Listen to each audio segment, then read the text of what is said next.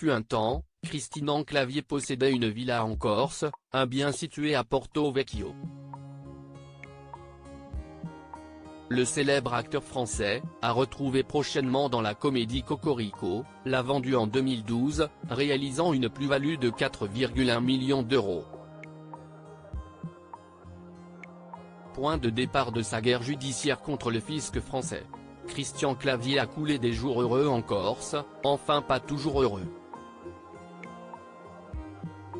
Propriétaire d'une villa située dans la magnifique région de Porto Vecchio et plus précisément dans le lotissement privé Punta d'Oro, le célèbre acteur de 71 ans s'est parfois frotté aux nationalistes corses qui ne voyaient pas d'un très bon œil l'installation de la star des visiteurs et qu'est-ce ce qu'on a fait au bon Dieu sur leur île. La villa corse de Christian Clavier, symbole de la lutte nationaliste. En août 2008, Christian Clavier a connu quelques désagréments lorsque des nationalistes ont débarqué subitement dans son jardin. Mais cela ne s'était pas arrêté là. Quelques semaines plus tard, l'acteur avait reçu une lettre de menace. Pendant des mois, la villa et ses abords avaient été surveillés par des gendarmes, qui continuaient toujours à y effectuer des rondes régulières. En novembre de la même année, 10 nationalistes corses ont été condamnés à 500 € d'amende par le tribunal correctionnel d'Ajaccio pour avoir occupé le jardin de la villa de Christian Clavier alors que le parquet avait requis 2 000 € d'amende contre les militants, qui encouraient 1 an de prison et 15 000 € d'amende pour violation de domicile. Échaudé par tous ses ennuis et ses menaces, la star du film L'Enquête corse décide de mettre en vente sa villa en 2010 et confie celle-ci à l'agence immobilière du Golfe pour un prix inconnu, mais dont les estimations varient autour de 10 millions d'euros. La villa est décrite comme un bien exceptionnel. 100 mètres carrés habitables, les pieds dans l'eau, vue mer, avancée à l'époque Europe 1 en reprenant l'offre. CST finalement 8,5 millions d'euros que Christian Clavier obtient de la vente de sa maison, faisant alors une plus-value de 4,1 millions d'euros, avance aujourd'hui l'Informé.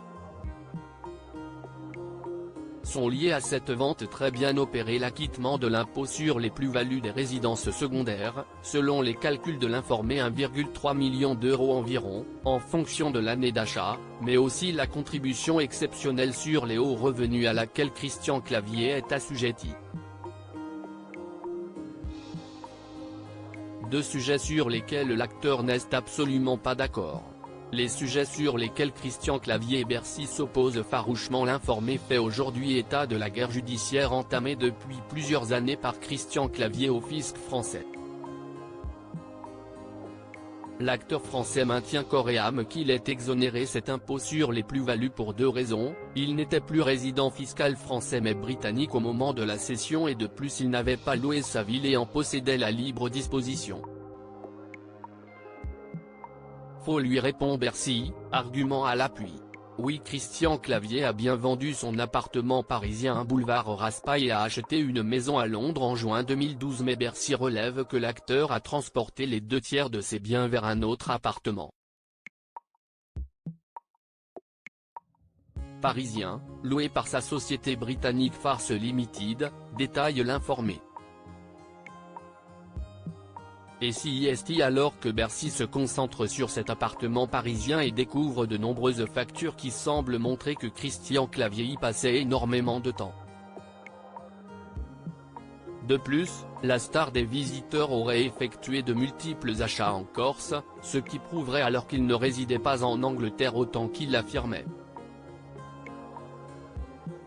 Dernier point, Christian Clavier a loué sa villa contrairement à ses déclarations, 15 jours via l'agence Sotheby's, pour un montant de 45 000 € de loyer.